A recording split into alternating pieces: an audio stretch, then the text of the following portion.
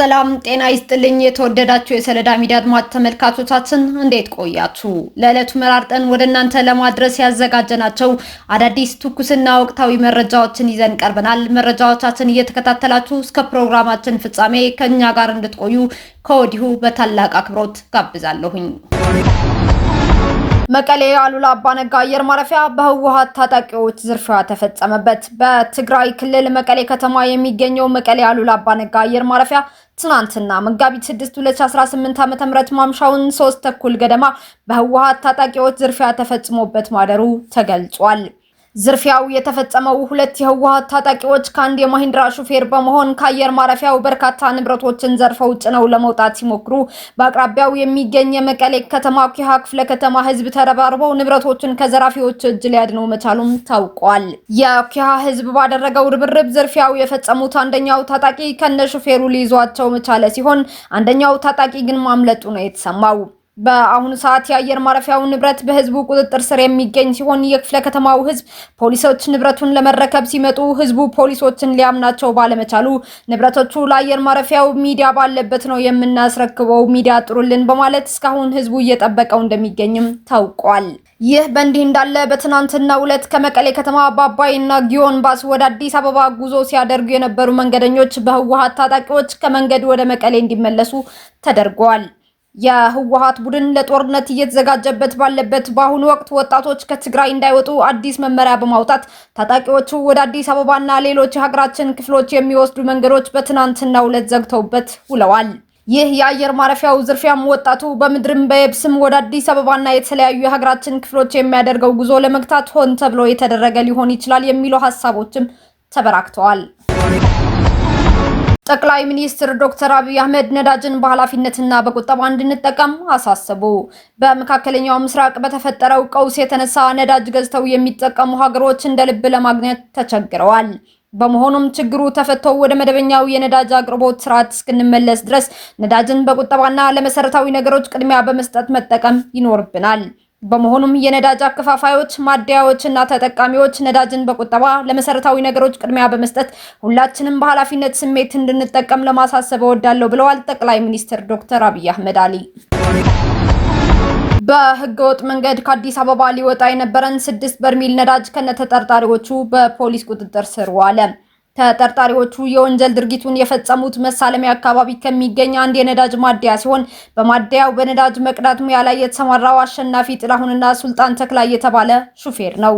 ግለሰቦቹ ጨለማን ተገን በማድረግ ከተጠቀሰው የነዳጅ ማደያ የቀዱትን 6 በርሜል ወይም 1200 ሊትር ነዳጅ ኮድ 3 A55857 አዲስ አበባ ኤፍኤስአር ተሽከርካሪን በመጠቀም ጭነው ሲያዘዋውሩ በልደታ ክፍለ ከተማ ወረዳ 5 ፔፕሲ አካባቢ በቁጥጥር ስር ሊውሉ መቻላቸው የልደታ ክፍለ ከተማ ፖሊስ መምሪያ አስታውቋል። ፖሊስ ተጠርጣሪዎችን በቁጥጥር ስር በመዋል ባደረገው ምርመራም ነዳጅን በህገወጥ መንገድ ከከተማው ክልል ለማስወጣት ሲንቀሳቀሱ እንደነበርም ገልጿል። ወቅታዊውን ዓለም አቀፋዊ ሁኔታ እንደ መልካም አጋጣሚ በመጠቀም ከፍተኛ የውጭ ምንዛሬ ወጥቶበት ወደ ሀገር ውስጥ የሚገባን የነዳጅ ምርት በህገወጥ መንገድ የሚያዘዋውሩ ነዳጅን የሚደብቁና መሰል የወንጀል ድርጊት ውስጥ የሚገቡ የነዳጅ ማደያዎች ሰራተኞችና ግለሰቦች ላይ የሚወሰደውን ህጋዊ እርምጃ አጠናክሮ እንደሚቀጥል የአዲስ አበባ ፖሊስ ጠቅላይ መምሪያ አሳስቧል። መረጃው የአዲስ አበባ ፖሊስ ነው። በኬንያ ዋና ከተማ ናይሮቢ ሌሊት ላይ የጣለው ከባድ ዝናብ ያስከተለው ጎርፍ ቢያንስ የ66 ሰዎች ህይወትን ማጥፋቱ ባለስልጣናት አስታወቁ። አርብ ምሽት ጀምሮ ሌሊቱን በሙሉ የጣለው ከባድ ዝናብ በርካታ ሰዎችን በማስጠምና በመውሰድ ጉዳት ሲያደርስ ከሞቱት በተጨማሪ ወደ 30 የሚደርሱት ከአደጋው መትረፋቸው ፖሊስ ገልጿል። የኬንያ ፖሊስ እንዳስታወቀው ሰሞኑን ባጋጠመው የጎርፍ መጥለቅለቅ ተጨማሪ 4 ሰዎች ሲሞቱ ሲሆን በአጠቃላይ ባለፈው ሳምንት የሞቱ ሰዎች ቁጥር 66 መድረሱን ገልጿል። በመዲናዋ ናይሮቢ ከፍተኛ ዝናብ የጣለ ቢሆንም በሰዎች ላይ ተጨማሪ ጉዳት አላደረሰም ተብሏል። በመዲናዋ በሚኒባስ ሲጓዙ የነበሩ 11 ሰዎች በጎርፍ ተውጠው በአደጋ ጊዜ ሰራተኞች ህይወታቸውን ማትረፍ ተችሏልም ተብሏል። በሌላ በኩል ቤታቸው በጎርፍ ሲወሰድ አብረው የተወሰዱ 2 ህጻናትም እንዲሁ በህይወት ማትረፍ መቻሉንም የኬንያ ቀይ መስቀል አስታውቋል። በኬንያ እየጣለ ያለውን ከፍተኛ ዝናብ ተከትሎ ወንዞች በመሙላታቸው ጎርፍ መንገዶችን ሲዘጋ በኃይል አቅርቦትና በቤቶች ላይም ጉዳት አድርሷል። በአንዳንድ ዋና መንገዶች የሚገኙ ድልድዮች በጎርፍ በመወሰዳቸው ምክንያትም ተዘግቷል። በጎርፍ የተጥለቀለቁ ትምህርት ቤቶች መኖራቸውም ተነግሯል። ባለፈው ሳምንት በሀገራችን ደቡባዊ ክፍል ጋሞ ዞን ውስጥ የጣለ ከባድ ዝናብ ባስከተለው የመሬት መንሸራተት በመቶዎች የሚቆጠሩ ሰዎች ለህልፈት መዳረጋቸውም ይታወሳል። ቤጂንግ የሆርሙዝ ሰርጥን ለማስከፈት ካልተባበረች ቻይናን አልረግጥም ሲሉ ትራምፕ አስጠነቀቁ። ፕሬዝዳንት ዶናልድ ትራምፕ በዚህ ወር መጨረሻ ወደ ቻይና ሊያደርጉት የነበረው ታሪካዊ ጉብኝት ቤጂንግ የሆርሙዝን የባህር ሰርጥ ለማስከፈት ካልተባበረች ሊራዘም እንደሚችል አስጠንቅቀዋል። ትራምፕ ከቻይናው መሪ ሺ ጂንፒንግ ጋር ሊያደርጉት ከታቀደው የሁለት ሳምንት ጉባኤ በፊት ግልጽ የሆነ አቋም እንደሚፈልጉ የገለጹ ሲሆን ቻይና 90% ነዳጇን የምታገኘው በዚህ መስመር በመሆኑ መተባበሩ ለራሷም ጥቅም እንደሆነ ተከራክረዋል። ይሁን እንጂ የኢኮኖሚ መረጃዎች እንደሚያሳዩት ቻይና ለ3 እና 4 ወራት የሚበቃት 1.2 ቢሊዮን በርሜል የነዳጅ ክምችት ስላላት የትራምፕ ማስፈራሪያ በቻይና ላይ ተጽዕኖ ላይፈጥር ይችላልም ተብሏል። በሌላ በኩል የአሜሪካ የንግድ ምርመራዎችና የትራምፕ ዛቻ በሁለቱ ሀገራት ግንኙነት ላይ አዲስ ውጥረት የፈጠሩ ሲሆን የቻይና ንግድ ሚኒስቴር እርምጃውን አድሏዊ ሲል ኮንኖታል። የውጭ ግንኙነት ተመራማሪዎች የትራምፕን ጥያቄ ቻይና ትቀበላለች ብለው እንደማይገምቱና ዛቻውን ማስፈራሪያ ብቻ ሊሆን እንደሚችል ይገልጻሉ።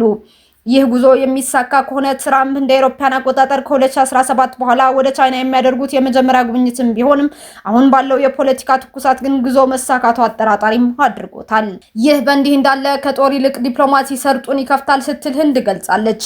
ህንድ የሆርሙዝ ሰርጥን ዳግም ለመክፈት ዲፕሎማሲ ቁልፍ ጉዳይ ነው ብላለች። ህንድ ከወታደራዊ አካሄድ ይልቅ ዲፕሎማሲን መከተል ከኢራን ጋር ያለውን ልዩነት እንደሚፈታ አሳስባለች። በሆርሙዝ ሰርጥ መርከቦችን እንደወትረው ለማንቀሳቀስ ከኢራን ጋር መወያየት ወሳኝነት ያለው ጉዳይ ነው ተብሏል። የህንድ የውጭ ጉዳይ ሚኒስትር በኒው ዴልሂ እና በቴህራን መካከል በተደረገ ድርድር ሁለቱ የህንድ ባንዲራን የያዙ መርከቦች በሆርሙዝ ሰርጥ እንዲያልፉ ተፈቅዶላቸዋል የሚለውን በማሳየትም አንስተዋል።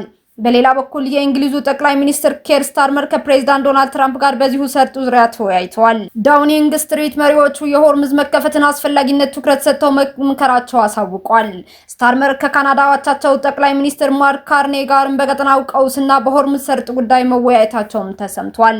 የኢራኑ የውጭ ጉዳይ ሚኒስትር ሰይድ አባስ አራግቺም ለድርድር ዝግጁ አይደለንም፣ ለረጅም ጦርነት ቴህራን ተዘጋጅታለች ማለታቸው የሁኔታውን መወሳሰብ ጠቋሚ ያደርገዋልም ተብሏል። እስካሁን አብራችሁን ከኛ ጋር ስለነበራችሁ እያመሰገንኩኝ በሌሎች መረጃዎች እስክንመለስ እንደተለመደው የሶሎዳ ሚዲያ ቤተሰብ በመሆን ላይክ፣ ሼር፣ ሰብስክራይብ ማድረጋችሁን አትርሱ። አዳዲስ ትኩስና ወቅታዊ መረጃዎቻችን በቶሎ እንዲደርሷችሁ የደወል ምልክቷን ይጫኑ። ስኬት፣ ድልና ሰላም ለኢትዮጵያውያን። ሶሎዳ ሚዲያ